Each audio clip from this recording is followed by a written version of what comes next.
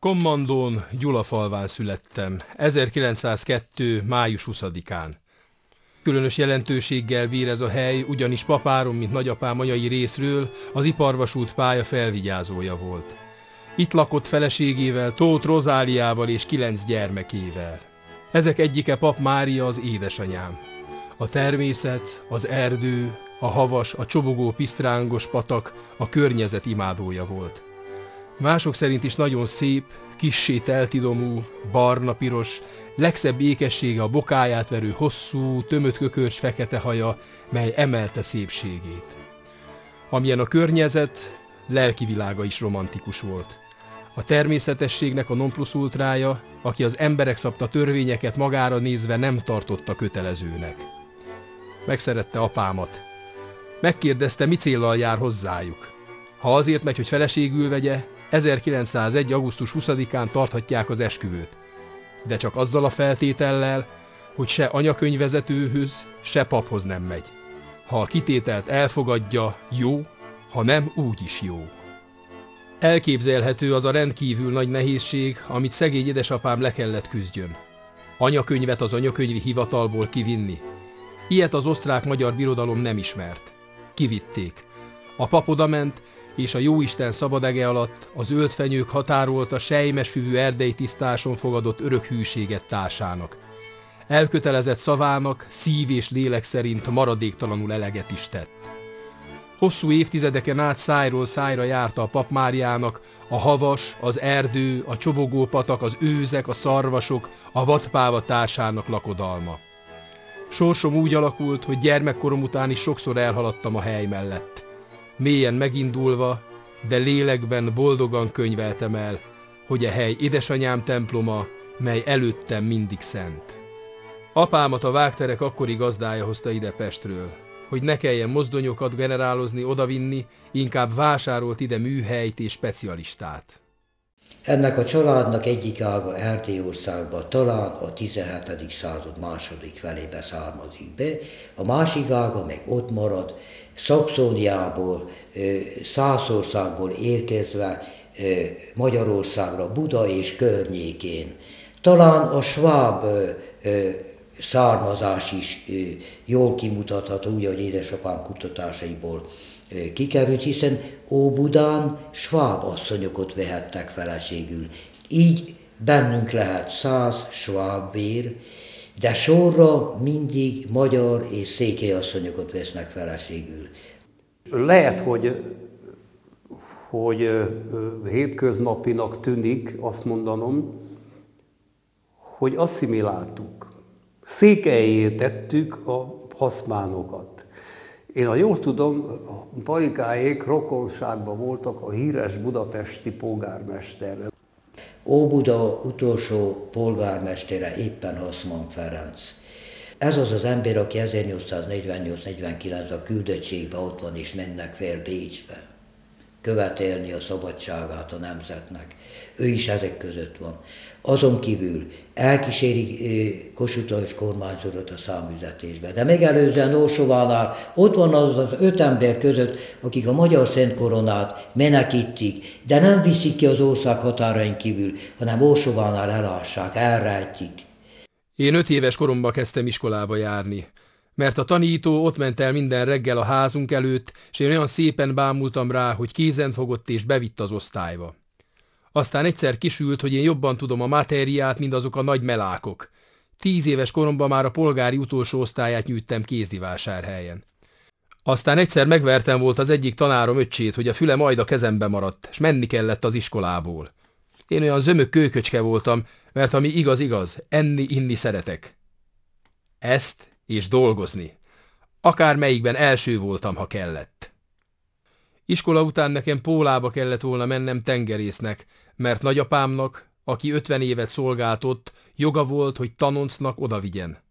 Apai nagyapámot Budapestről hozták el, apai dédnagyapám pedig ott volt a Dunán hajós kapitányként, érte az életét, Passautól a Vaskapuig hajózott.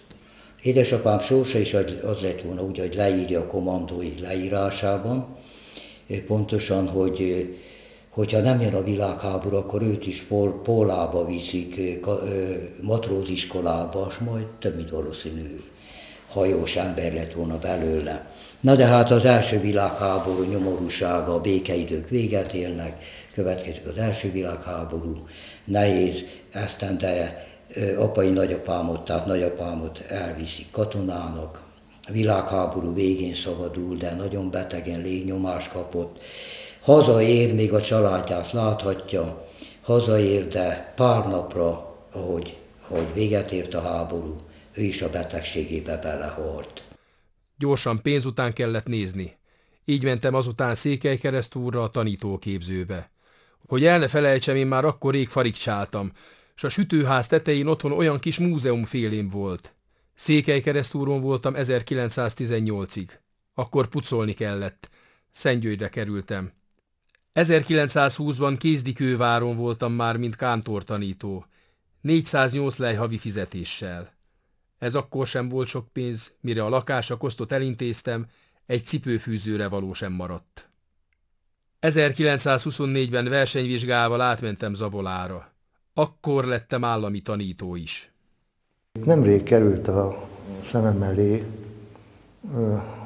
pontosabban a kezembe, Kelemen Lajos naplója, és érdekes, hogy Kelemen Lajos ugye, aki a nagy erdélyi magyar történész, aki évtizedeken keresztül írt naplót, és a naplójában szinte minden kortárs ember előfordul, aki a múzeumi gyűjtésben részt vett, vagy irattárakat rendezett, vagy gyűjtött régi dokumentumokat.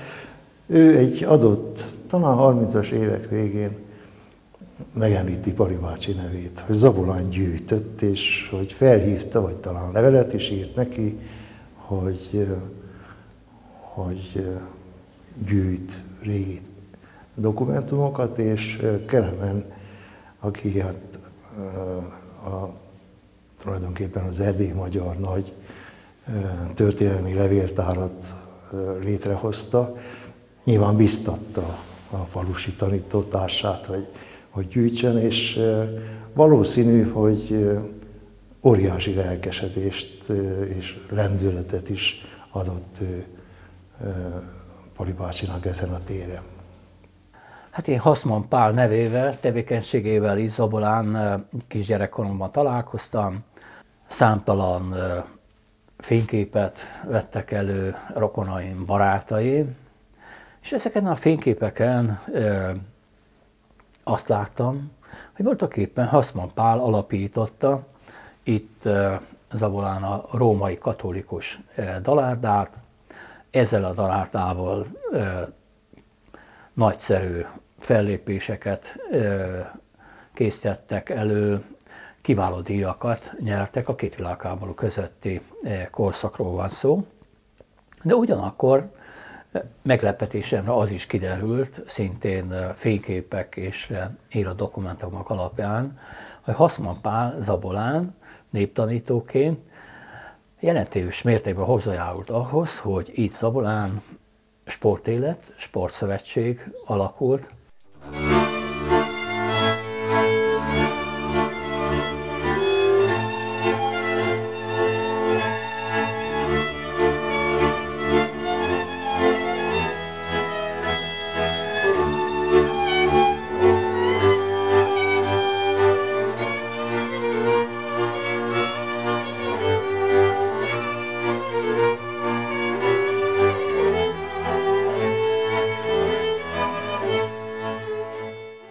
1934-ben Csernátonba költöztem. Nősülés volt, áthelyezés is volt. Azóta itt vagyok. De egyszer csak supp 35 novemberében 2 lábbal egyszerre kirúgtak. Így volt. Nem tudom miért. Akkor aztán, mert ingyen apósomnál nem élhettem, mentem én is a mezőre, s tettem-vettem a ház körül. 2 év múlva visszavettek, de csak segédtanítónak. Aztán jött 1940. Nem volt szerencsém. A magyarok azzal a besorolással vettek át minket, ami előbb is voltam, havi 60 pengővel. És meg kellett szervezni újból az iskolát. Csináltam. A 38-ban már harmadik osztályban engemet tanított, ide le az alsó iskolába. Itt a román templom mellett ott volt az iskola, és abban a harmadik, negyedik osztályban ott tanított. Na aztán ugye jött a 40-es év a magyar világ, akkor már felkerültünk a felsőiskolába, 6., 7., 8. osztályt ott jártam. Na a 6. osztályban ott is tanított a felső iskolába. Ott már elvitt még fel a kárba is így tavasszal, hogy mutassa meg, hogy kell nyerni a gyümölcsfákot, hogy kell oltani szemzéssel, hogy kell oltani vesszővel, hogy kell metszeni a fákot, hogy körmetszést kell csinálni, mert keresztben nőnek ágok, így azokat kivagdani, csak hogy a körben növő ágok maradjanak. Mindent megmutogatott. És a magyar világban akkor már jött a népmeldős esték, esténként ő tanította a faragászatot, a nőket tanították varroni, himezni is, minket Pali bácsi tanított faragászatra, úgyhogy nagyon-nagyon jó tanár volt, jó tanító volt. Szerettük.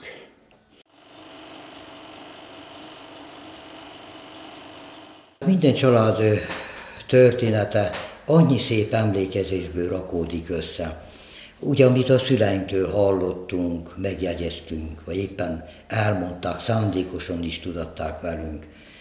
Ilyen volt mondjuk egyike az 1940-es földrengés, erős, nagyon nagy erősségű földrengés volt, ezt a vidéket is nagyon érintette, pusztultak középületek, kuriális épületek, nagy-nagy kárt okozott, és édesapám azt mindig emlegette, mi akkor még nem voltunk meg, hiszen a két növérünket menekítettek ki a házból, amikor is így fogalmazott, hogy életünket egy nadrággomb mentette meg.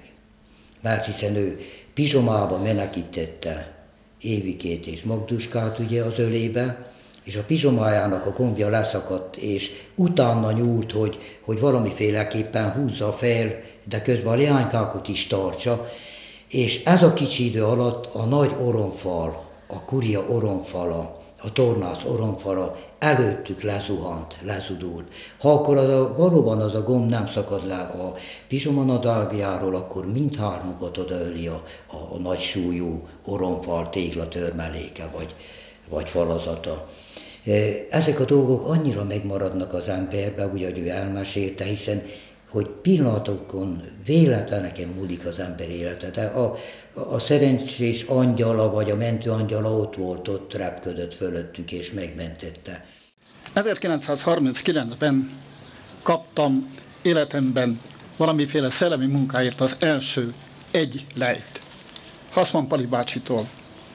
Óvodás voltam, verset kellett mondanom, jelentkeztem két kézzel, és mondta, hogy mondjad, fiacskám, mondtam. Így kezdődött, hogy talpra. Azt mondta, hogy még nem jön el az ideje, itt van egy lej, tedd el. Jelezni akarom, hogy személyi kapcsolataink rendkívül régiek. Volt tanártársam, és volt bajtársam. Én rendkívül sokat köszönhetek személyesen is neki. Hátman Pali bácsi gyermekkorom óta ismerem, közelebbi kapcsolatba 4. osztályos koromba kerültem, ugyanis ő volt a tanítóm 1943 és 44 között. Az osztályunk, a mi osztályunk volt a legszebb az iskolába, abban az időben nem volt divat az osztályok díszítése, de a mi osztályunk, a 4. osztály, az tele volt szemléltetőeszközökkel. Csodálatosan szépen rajzolt, kísérleteket is végeztünk az iskolába, tehát nagyon-nagyon lelkiismeretesen végezte a munkáját.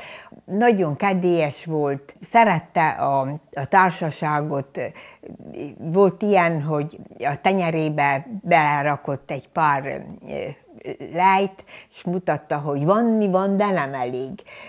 És akkor az azt jelentette, hogy kellett oda pótolni, és akkor valamit összedobtunk, és akkor tanítás után egy kis ilyen összekoppanás jött létre. Pali bácsi egy nagyon hangulatos, nagyon jókedvű, vidám ember volt. Az volt a szavajárás, hogy koppanjunk össze lelkemke, én a savanyúságot hallom. Tehát azt szerette, hogy találkozzunk minél többet, de aztán még egy pohár is elé kerüljön. És nem vitte ő túlzásba ezt, csak a jókedv határáig. Mindig ott csengenek a fülembe a gyönyörű szép népdalok, amiket nagyobb összejövetelekkor szokott énekelni, s mi vele. Például az egyik az volt, hogy titkon tartottam egy ösvényt, melyen rózsám hozzád járék, ihajad, atyuhaja, ellenségi mirigyelték, ösványkém elkerítették, ihajad, atyuhaja. Elsütött a hold sugára, az én rózsám ablakába, ihajjaj, de csuhajja. Én nem tudom, mi az oka, az enyémre nem süt soha,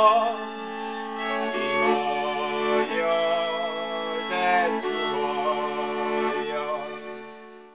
1944-ben hát féltünk. Annyi mindent beszéltek, hogy ez lesz, az lesz. Én itthon maradtam, a tanítónak a faluban kell maradnia, akárhogy is legyen. Itt a ház alatt nagy bolthajtásos pince van, oda húzódott a falu egy része. Én voltam akkor orvos, gyógyszerész, pap, kántor, ami kellett. Egyszer aztán jönnek. Előbb csak az előőrs, aztán egy csomó katona. Olyan ágyukkal, hogy ilyettemben azt sem tudtam megszámolni, hány csöve van. Menjen ki maga, tanító úr, mondták a pincében. Nekem fázott a hátamon az ink, de 2 óra múlva már táncoltam a barisnyákkal. Csak addig volt nehéz, amíg valahogy megértettem velük, hogy én nem vagyok burzsúly, amiért ekkora házban lakom. A gyerekekre is vigyáztak. Őr állt az ajtó előtt, hogy ne zavarják őket. Én meg gyógyítottam nekik katonákat és lovat. Itt nem voltak kilengések, csak féltünk, de azt nagyon. De nem is lett semmi baj. Ha én egyszer írni vagy ábrázolni tudnám valahogy a katona szakácsot, amint a lovat szőrén üli meg, s hól alatt egy nagy-nagy uborkás üvegemmel győzedelmesen kilovagol a kapun. Hát ez volt. Háborús veszteség. Egy időszak, amit mi megértünk fiatalon, a legénykorunk, és mindaz az élményanyag, amit édesapámtól hallottunk, meséltek el. Hiszen a háborúkor annyi minden esett meg ebbe a faluba. A németek, ahogy vonultak felfelé, itt az Oltvölgyébe akartak kijutni, az oroszok még az alsó részről Maksa irányából bombázták már ezt a vidéket. Édesapám, és még egy Gyurika nevezetű fölus vele kín volt, éppen a kapuba kívül, itt a nagy kapu bálványokon kívül, néztek lefelé az úton, hogy honnan sűvítnek azok a golyók, azok a bombák, merre felé tartanak, Felső-Csernáton felé. Ennek nem lesz jó a vége. Hát egyszer egy olyan bombázás kap ez a vidék, itt éppen ez a felszeg, hogy el se lehet mondani. Az a szegény Gajdó Gyurika úgy megijedt, hogy annak tudta mindenki, hogy veseköve, hogy a vesekövei egy pillanatás alatt az egész elment. Őket a nagy kapu oszlopok mentették meg, hogy nem érte őket találat, golyó.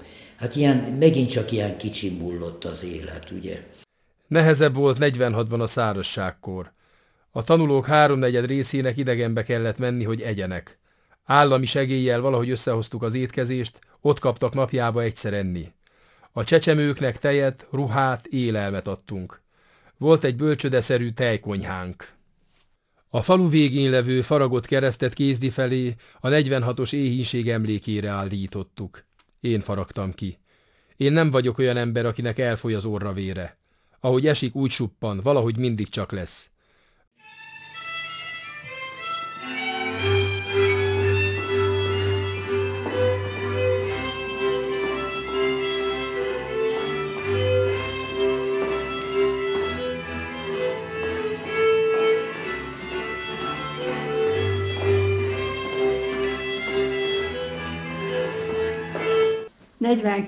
Októberbe kerültem ide Csernátonba. Na, elég a hozzá, hogy Pali bácsi is megérkezik, az igazgató úr bejön, mert neki is órája van, és bejön. Bemutatkoztam, elmondtam, hogy ki vagyok. Na jól van, lelkemket, tessék, foglaljon helyet. A munkatervemet megcsináltam.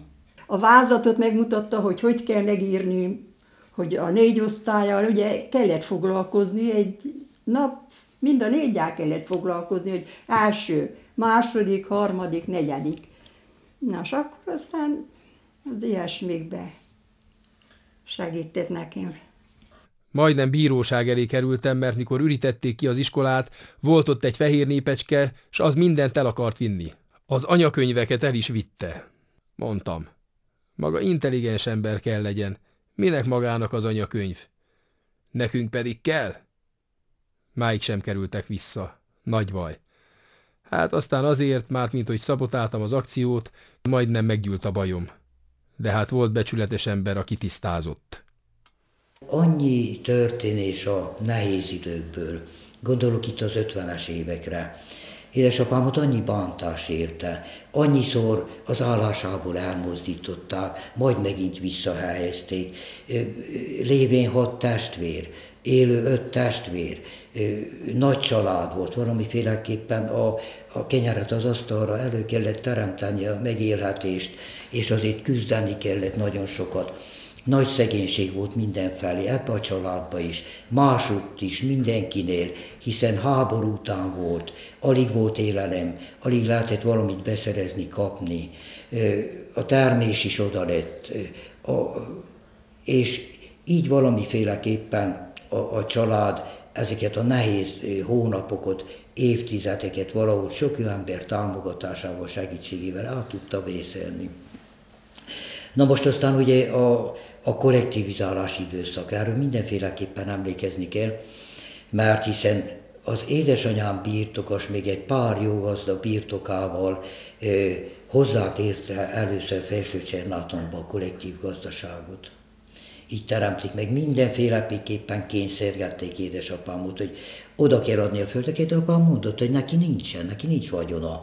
Hát ő vagyon nélkül került be ebbe a családba, a cseh családba házasodott be, ő semmi vagyon nem hozott. A földek, a birtok az édesanyámé. Aztán ugye sok húzavona után édesanyám mégis értelmesen úgy fogalmazott, hogy oda kell adni, a földek úgyis itt maradnak. Elment szegény Gézával Sósmezőre, mert Gézának sem volt soha az uramnak itt munkahelye, hogy kulákok voltak, hát nem volt.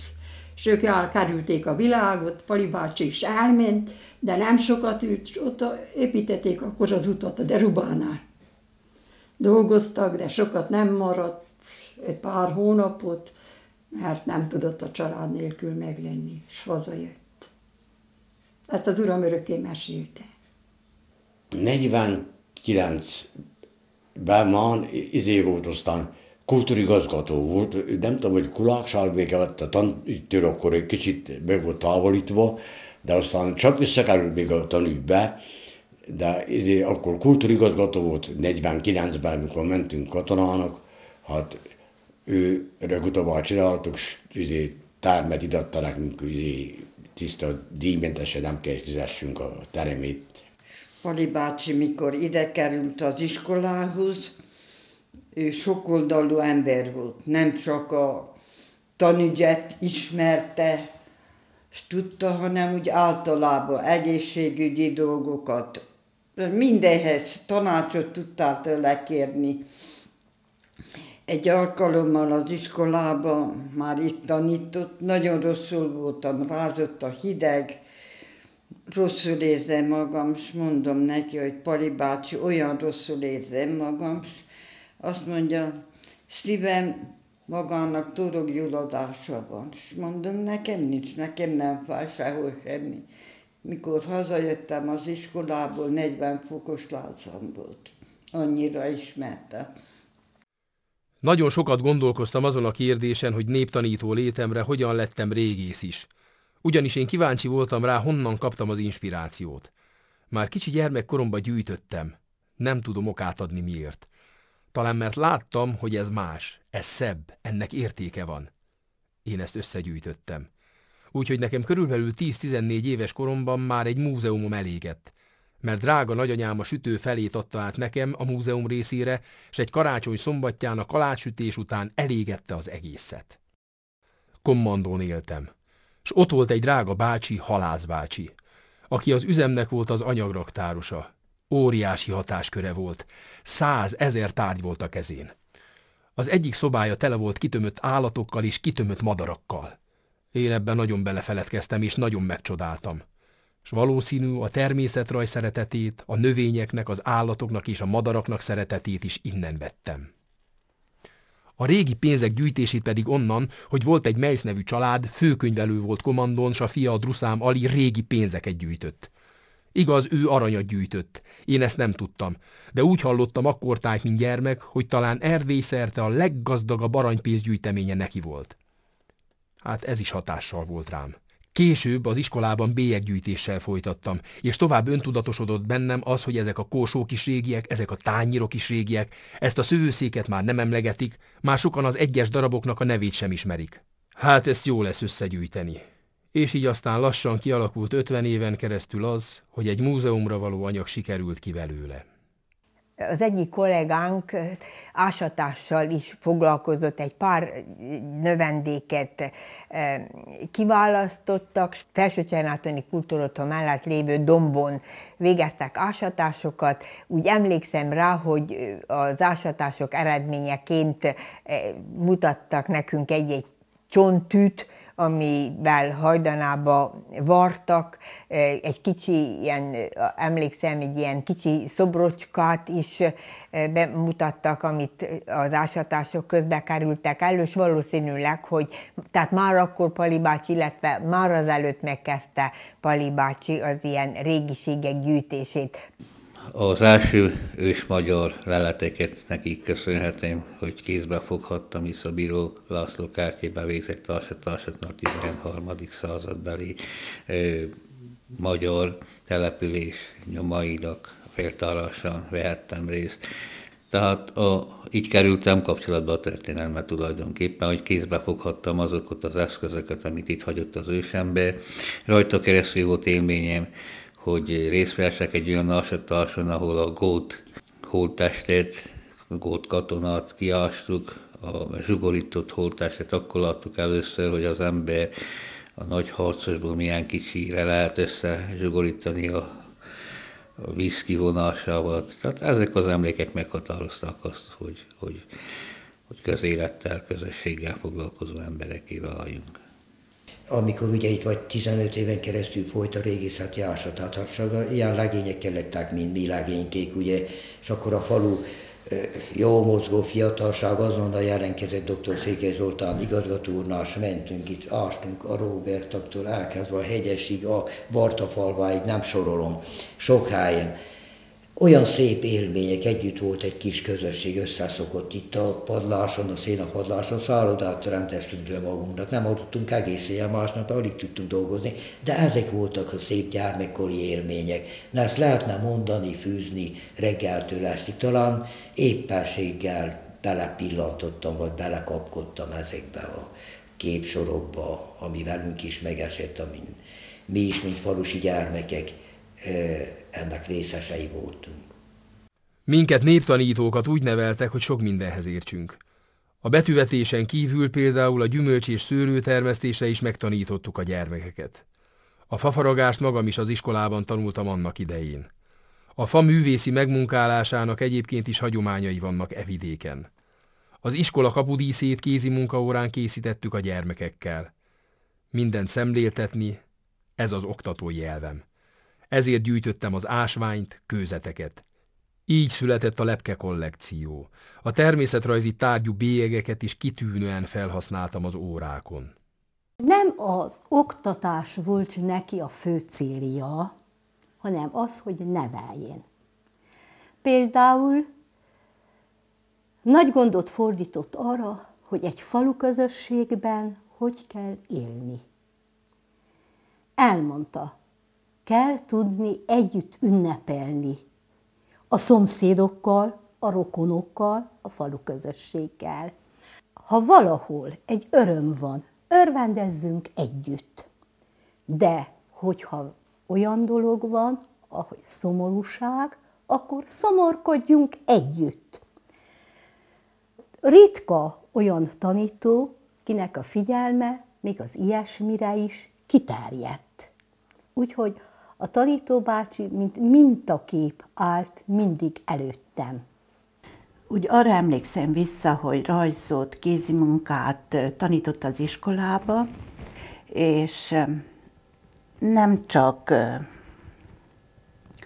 a szimpla rajzokat készítettek, hanem akkor már ő kézműveskedett a gyermekekkel. Tehát nem újszerű az, hogy most kézműves tevékenységek voltak, mert Pali bácsi akkor is kézműveskedett. Ő csuhéból lábzsurlót készítetett a gyermekekkel, fűszfából kosarakot fontak, seprüköt, akkor még miket is, ilyen lábos alávalókat, nagyon sok ilyen fogást használt ő fel, hogy megtanítsa a gyermekeket, tehát ő tulajdonképpen ő tanította, oktatta, de az életre nevelte őket.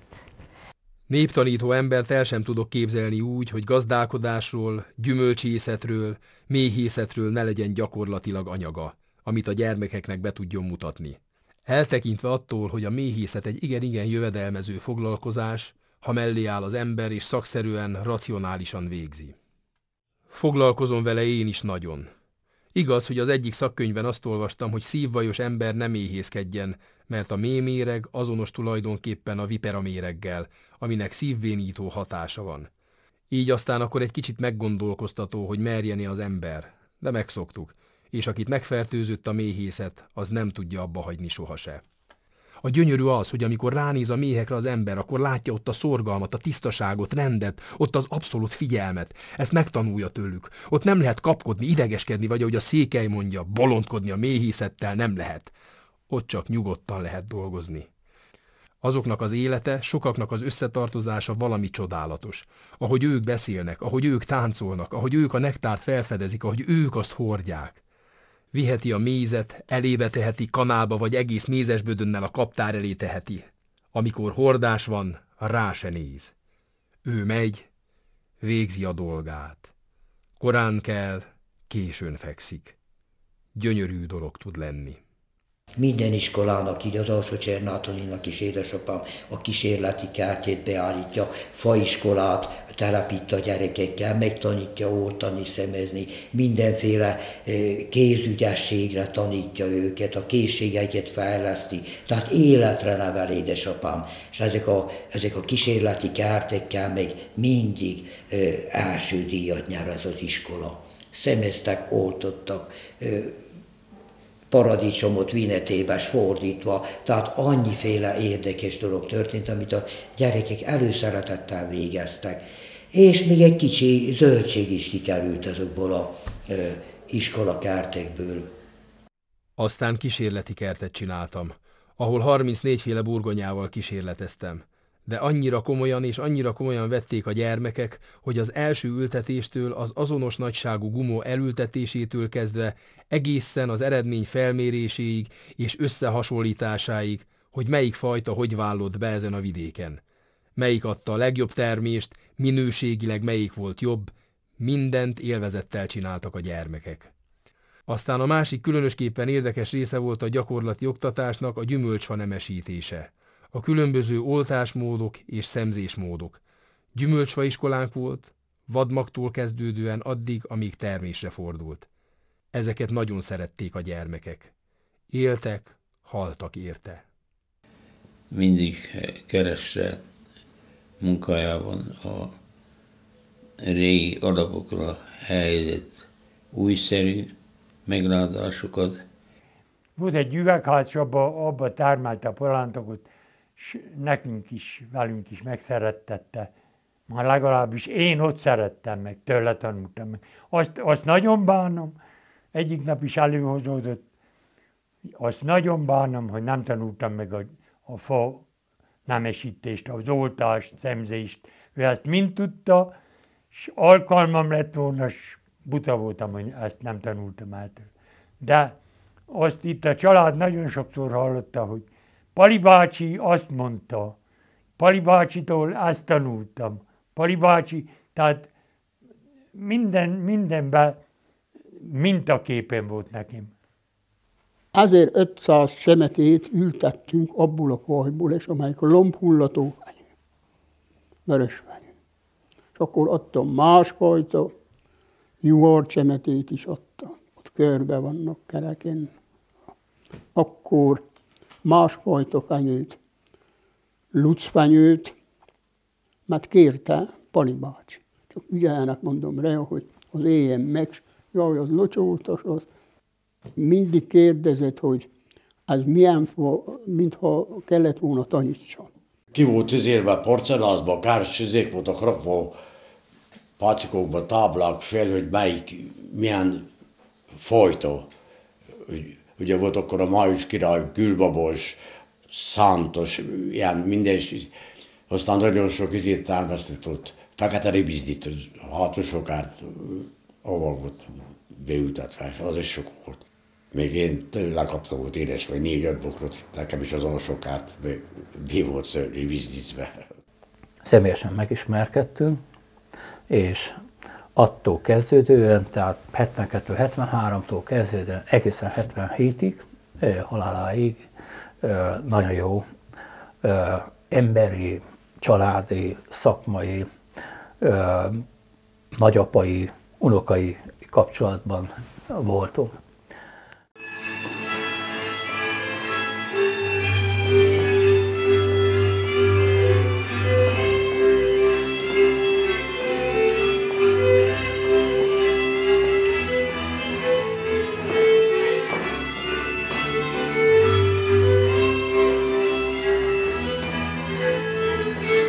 Az én életemben talán a múzeum a legfontosabb. Ott olyan szép dolgokkal gyarapodtunk, hogy ezt csak ugyan örömnek nevezhetem.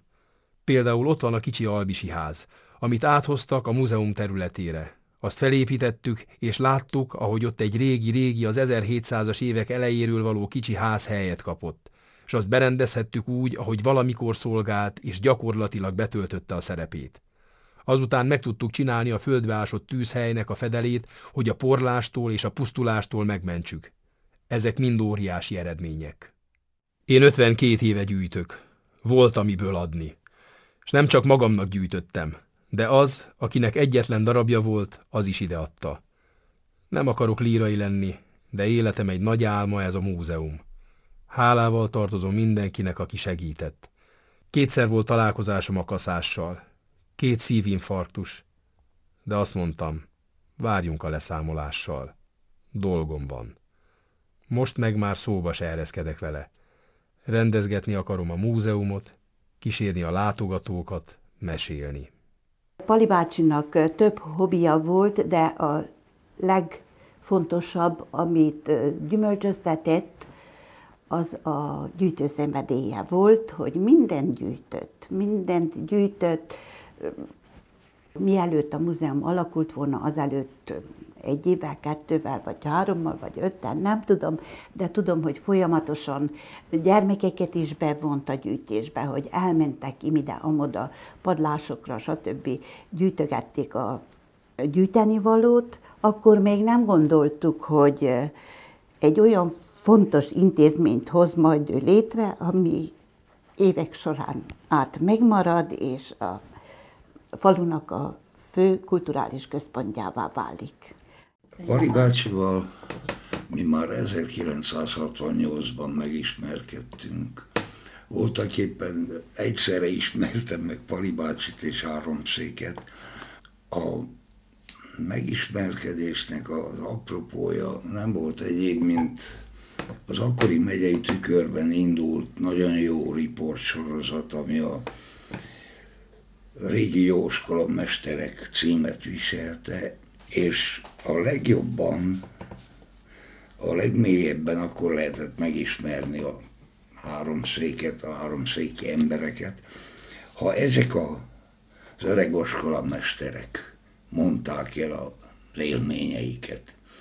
Óriási hatással volt rám már maga a kúria, kuriának a nagy nappalia, az a hatalmas ebédlőasztal, de különösképpen pedig a falakat díszítő csodálatos kerámiák, tányérok, kancsók, és szót hozott, látogatás követett, nagyon sokat beszélgettünk, és előkerültek aztán a fiókokban lévő összegyűjtött anyagok, dokumentumok, és lépésről lépésre kirajzolódott egy leendő tájmúzeum megteremtésének a gondolata.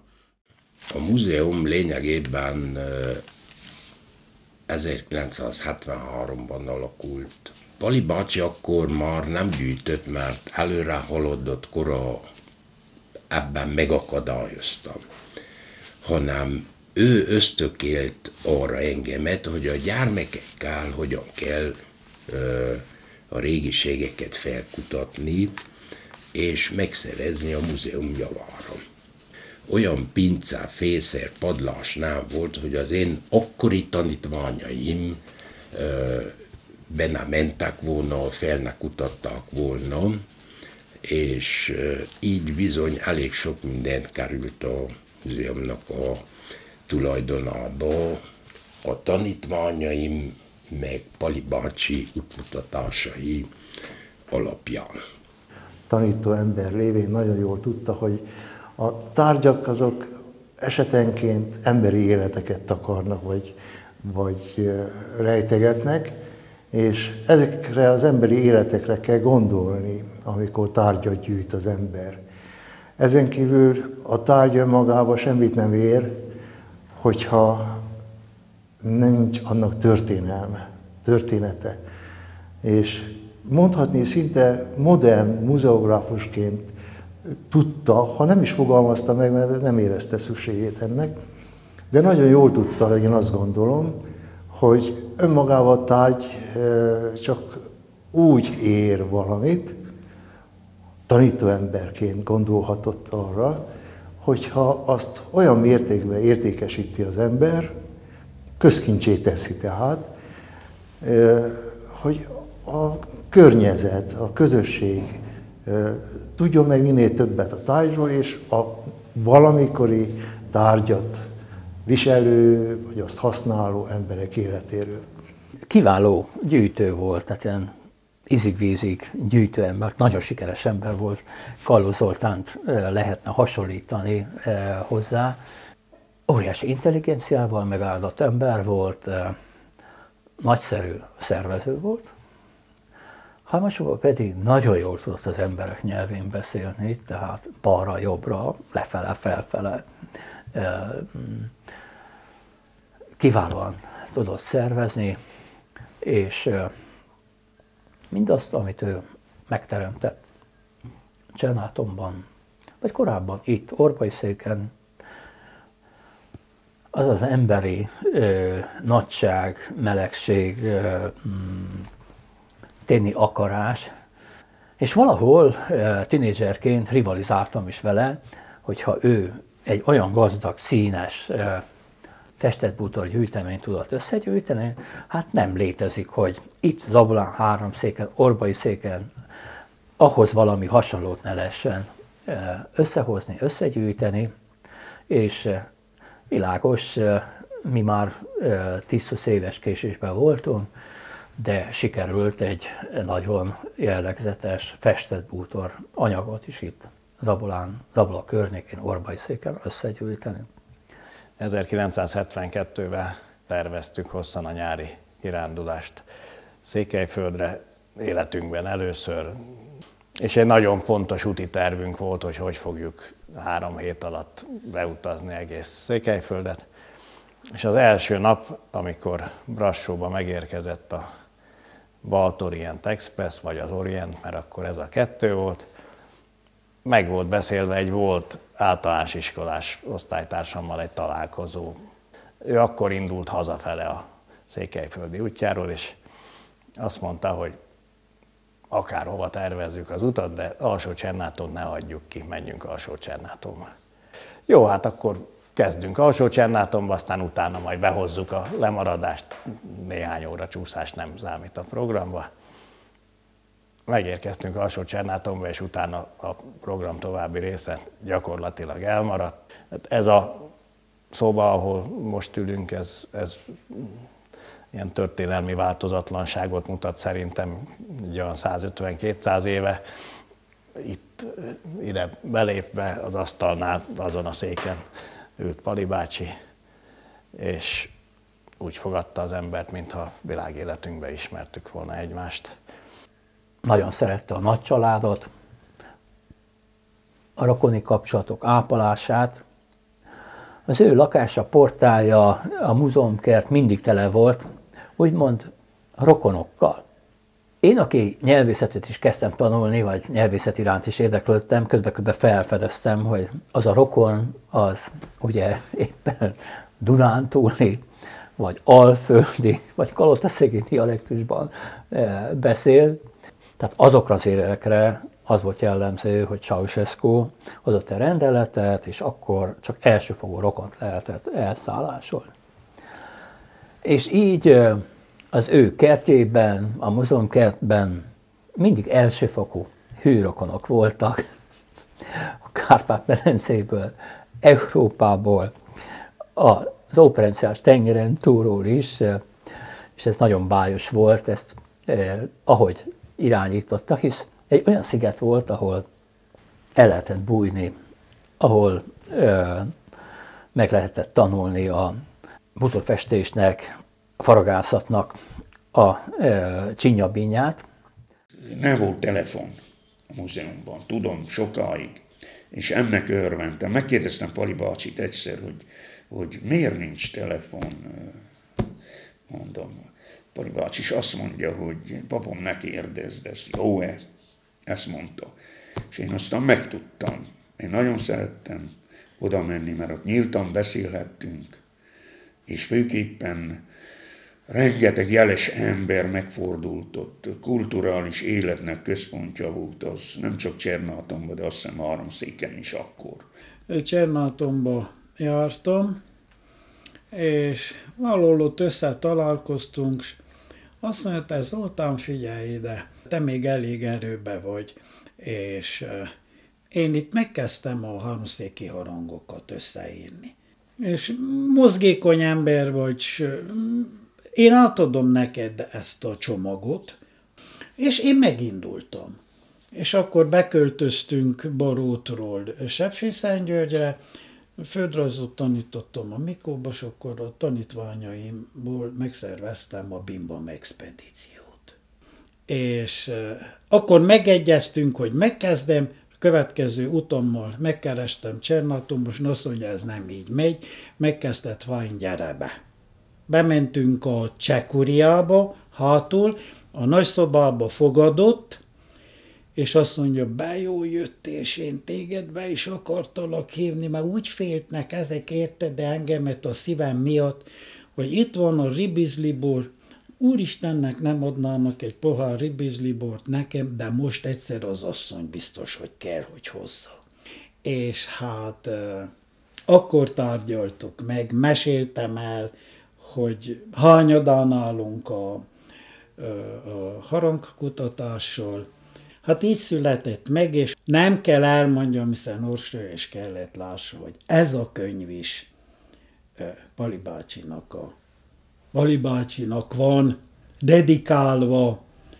Nem véletlen, hogy nem korlátozódott a gyűjtő munkája és a kutató munkája mindössze a néprajzra, a népművészetre, tárgyi népművészetről van szó elsősorban, de utána nézett a vidék történelmének is, a szellem történetének, és mindenhez komoly dokumentációt gyűjtött össze. Hát mondom, ez lett a múzeum alapja, amely ma már fontosságát, gazdagságát tekintve nem egy falumúzeum, nem mindössze egy tájmúzeum, tájház, hanem Háromszék múzeuma méltó része a Székely Nemzeti Múzeumnak. Hát ezt a tájmúzeumot, amely azóta az Pali bácsi nevét viseli, Idős Haszmán Pál Tájmúzeum, ő is alapozta meg. Tudjuk azt, hogy ilyen esetekben a Székely természeténél fogva izgalmatlan. És mindaddig, amíg nem látta ezeknek a vezető embereknek az odaállását, addig ők is bizalmatlanul fogadták az egész múzeumi kérdést. Azután, mint a karikacsapás, meg mindent, és egy emberként odaálltak és segítették a múzeumnak a gyűjtési munkáját és szebbé tevését.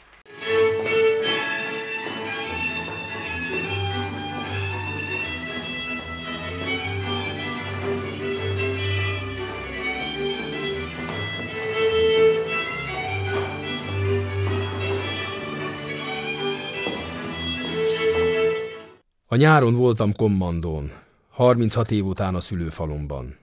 Nézném a házunk, ahol születtem. Nincs meg már. Egy új épület áll a helyén. Minden megváltozott. Minden az égvilágon. Az utak is, az erdők is. Haj, micsoda élet volt akkor. A vasút egész Neruzsáig kiépült. Több sikló működött. Az egyikkel volt is baj elég. Statikailag rosszul szerkesztették, a 8 méteres fa eleje és vége között 4-5 méter volt a siklókocsin a szintkülönbség. Acélkosarakba fogták fel, hogy le ne csússzék. De így is megtörtént. Olyan fát termeltek ki, fehér volt, mint a tisztára mosott gyolcs. Hogy nem akad kovásznán vagy kommandón egy ember, aki a régi felszereléseket gyűjteni kezdje? Pedig kell lennie olyannak, mert én is ismerek öreg mestereket, akik még megsimogatják azokat a gépeket, szerszámokat, amivel dolgoztak. De meddig simogathatják, ha nem gyűjtik össze? Miért hagyják, hogy elkallódjanak? Olyanok a friss ültetett erdők, hogy gyönyörűség. Friss a fenyő bennük, mint a harmat. De ha a régi erdőkből rezervátummá nyilvánítanának egy darabot, 30-100 esztendő múlva mekkora kincs lenne. Az ország büszkesége. Meg kellene őrizni azokból is egy darabot a maga természetes állapotában. Mert amit újjáültetnek, az más.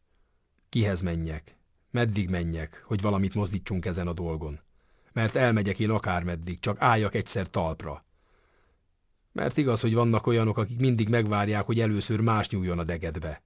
Szekérkenő pakura ez, te tudod, és így mondja a közmondás. Hát mi olyanok voltunk, hogy belenyúltunk, hogy más is próbálja meg utánunk. Bizonyára érezte, hogy élete véges, és készülődött egy kommandói útra. Mind 3 gyereket felkészítettem, már napokkal azelőtt készülöttünk. Tudtuk, hogy ha édesapám azt a fejébe vette, akkor indulni kell kommandóra. Ő még egyszer utoljára akkor így mondta, hogy egyszer utoljára még el akarok jutni Gyulafalvára. És vitt minket, és mindent megmutogatott nekünk. Bár mi azelőtt is jártunk több alkalommal ő vele kommandón, de talán ez koronázta be annak a látogatásnak az eredményét, miszerint én meg tudtam jegyezni, pontosan megjegyeztem, hogy édesapám merre vitt minket. Úgy körbejárta, méltóság teljesen alaposan megállt, visszagondolt. Időnként mondogatta nekem, hogy ez itt az alsó temető része Gyulafalvának, az van egy felső temető része is. Na most itt nagyapátok itt dolgozott, vagy 30-40 emberrel. Itt lehetett az a műhely, ahova 3-4 és páron érkeztek fel a javításra szoruló gőzmozdonyok, a szerelvények, mindazt, amit javítani kellett. Na hát akkor a gyulafalvi kirándulásunk egy egész napot tartott, ez 1975-ben volt. Egy szép őszi délutánon jártunk ott, édesanyám meg felcsomagolt, és azt meg Lajoska kellett cipelje mindig a csomagot, és akkor aztán édesapám előkérte, ott egy szép oldalba elköltöttük mindazt, amit felcsomagol számunkra. Édesapám még egyszer végigjárogatta, sétálgatott Jóska bátyánkkal. Végig úgy emlékeztek, hogy hol lehetett a szülőház, hol mi volt, milyen ipari létesítmény, más egyéb, hol lehetett a kis kápolna. A temetőnél mindig megálltak, hiszen ahogy ő mondotta, egyik testvérkéje neki, Antónia, porhüvelye ott nyugszik abba a temetőbe. Ma már semmi nem maradt meg abból a temetőből. A hálás utókor úgy, hogy láttuk a minapot járván, ugye 1500 halottról vagy sírról ad hírt, és hogy egy emlékművet állítottak a temetővel állt ellenben. Rózsám el nem hagyva, míg a tóba halak laknak, jaj, de csuhaja, abba pedig mindig laknak. Hát rózsám, el nem hagylak, jaj, de csuhaja. Rengeteget tanultam tőle. Aztán 1958-tól az ő nyugdíjba vonulásáig kollégák voltunk. Tehát ő volt nekem tanítóm, volt kollégám, és édesapám helyett mondhatnám édesapám, mert bármilyen problémával én fiatalon árván maradtam, szóval 20 éves körül, de még az élettapasztalatom nem volt meg, és bármilyen életproblémával hozzáfordultam, mindig nagyon-nagyon szívesen útbaigazított, mindig segített. Mindenkit szerető ember volt Pali bácsi. Mindenkivel le tudott állni, mindenkivel tudott beszélgetni. Azt mondta, egy alkalomkor azt mondta, te fiam, itt végezted az iskolát, de az ott lenn. Na hát akkor mindenkivel meg kell tudni találni azt a módot, ahogy lehet beszélgetni. Hát ha nem vigyáztam, előre köszönt, mikor mentem oda. Úgyhogy szinte nem tudtam megelőzni. Ő nem mutatta, hogy ő tanító ember. Nem, semmit. Állandóan gyűjtegette a régi értékeket, és így sikerült annyi anyagot összegyűjtenie, hogy meg tudta alapítani a múzeumot. Mert ha ő nem lett volna, akkor Alsó-Csernátonban biztos vagyok, hogy nem sikerült volna múzeumot alapítani, és így most Alsó-Csernáton világhírűvé vált. Nem tudtunk sohasem megharagudni rám, pedig azért volt úgy, hogy megbírált.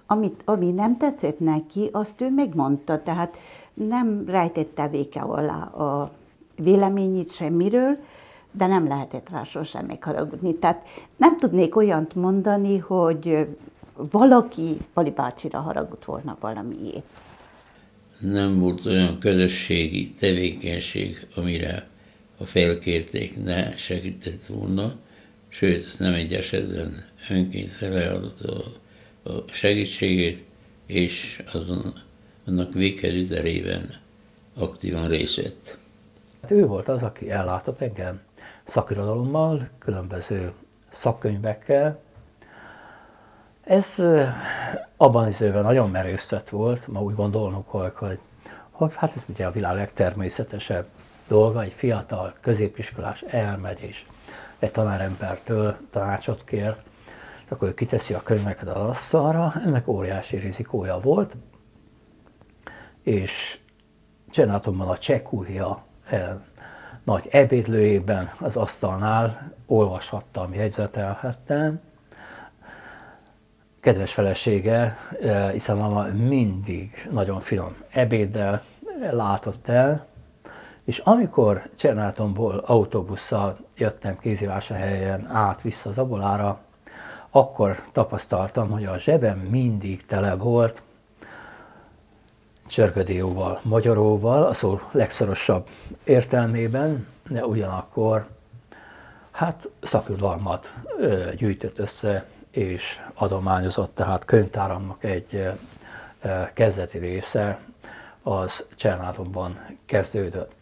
Abban az időben a tantestület ilyen 3 felvonásos színdarabokat tanult be, és Pali bácsi mindig szerepelt. És nagyon érdekes eset volt, mert én alakítottam egy gazdag grófnőt, akibe Pali bácsi, tehát szerelmes volt, illetve a pénzit szerette volna megszerezni, és egy ilyen jelenet van a színpadon, hogy Pali bácsi letérdel előmbe, tehát szerelmi vallomásra kerül sor, de ugyanakkor egy papírra is kellett vetnie a mondandóját, de közben elfelejtette a papírt a zsebébe beletenni, és amikor letérdel előbb a színpadon, kezdi keresni a cetlit, nem kapja, és azt mondja nekem, én szerencsére találtam a közönségnek, és azt mondja nekem, az Istenkédet, nem tudod, hogy hova tettem a papírt. Nehéz pillanatok voltak az életben, az iskolában, és ő akkor is tudott mosolyogni, olyan életörömmel tele volt mindig. Azt mondhatom, hogy egy ilyen nevelőjét valósággal rajongtunk. Nagyon-nagyon szerettük. Nagyra látó volt, mindenképpen nemzetbe gondolkodó ember volt, és hát nem nagyon deklaráltan, de én azt gondolom, hogy mindig is ott volt a fejében, hogy a nemzetét szolgálja, és minőséggel szolgálja, tehát nem kicsi dolgokkal kell foglalkozni, nem kiszerű dolgokkal, nagyobb volumenű dolgokkal. Könnyű volt őket megszeretni, még az idős Oszmán bácsit is, aki az egész romániai magyarság számára Pali bácsi volt. Pali bácsi mesélő volt, tehát ő mindig mesélte a részben a helyi, de sokkal inkább a háromszéki, vagy a székely történeteket és a székely kultúráról.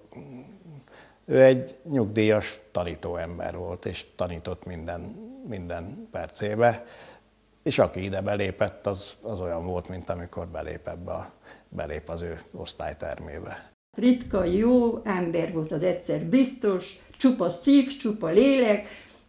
Sokszor mondtuk, hogy van az idő, el van fölötte járva, nem számít fiam, nekem a szívem még mindig fiatal.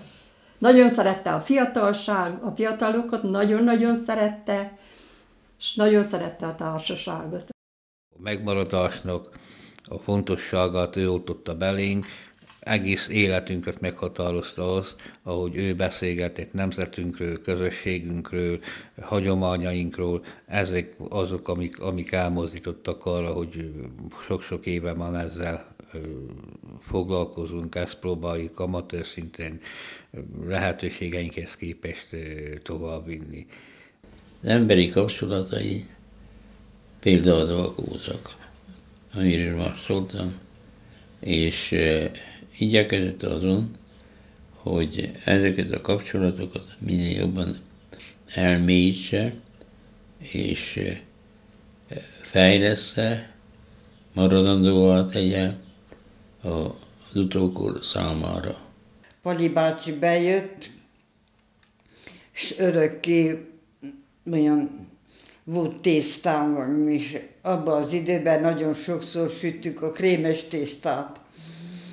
És akkor ugye mondtam, hogy megkínálom, de lehet nem olyan, amilyen kéne, mert olyan fiatal voltam, én még kezdőasszony. És azt mondja, hogy csak örökké sikerüljön. A szegényebb családokat pártoltak, úgyhogy jó, nagyon jó volt. Csernátonnak megnyertük a muzigépet, 8 faluval szemben voltunk versenyre. Bementünk a Vigadóba, mindenki minket nézett, amikor a függönt elhúzták, a Vigadó teli volt. A sok piros képet megláttuk, hát mi olyan táncot vártunk le, most ebből átlátszik hinni egy magyar az oroszt, hogy a 7 falu előtt elhoztuk a muzi, első díjat nyertük. 41 év távlatából is elismerem azt, hogy egyik tanítómesterem volt idős Oszmán Pál.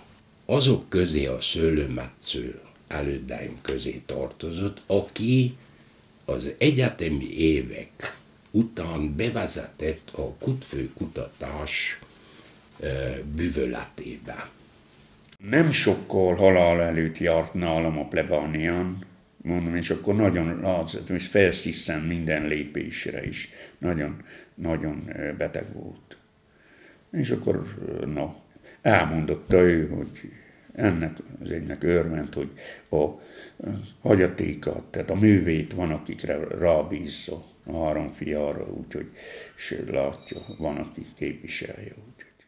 A család egyetlen tagját sem hagyhatom ki, és főképp nem Ica nénit, aki végtelen kedvességgel tudta fogadni a vendégeit.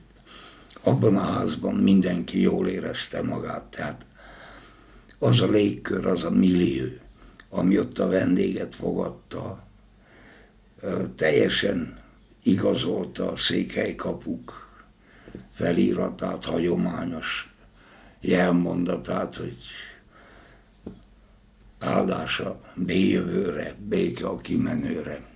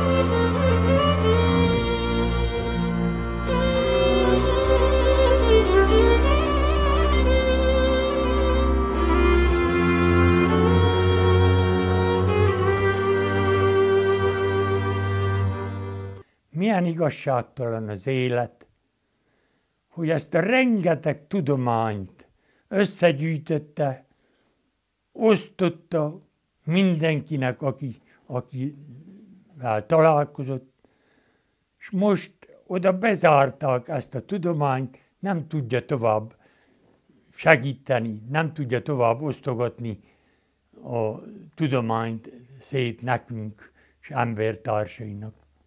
Csernátonnak 3 történelmi erőssége volt. Ikavára, kerített vártemploma, szellemi kisugárzása.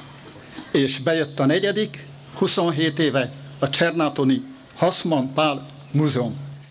Töltsünk még abból a borból. Igen jól sikerült az idén. És azt nem mindenki hiszi el nekem, hogy gyógyszer ez a fekete ribizli. Mennyi a degradálódott domboldal mindenfelé, és ez az igénytelen bokorot jól megkapaszkodnák.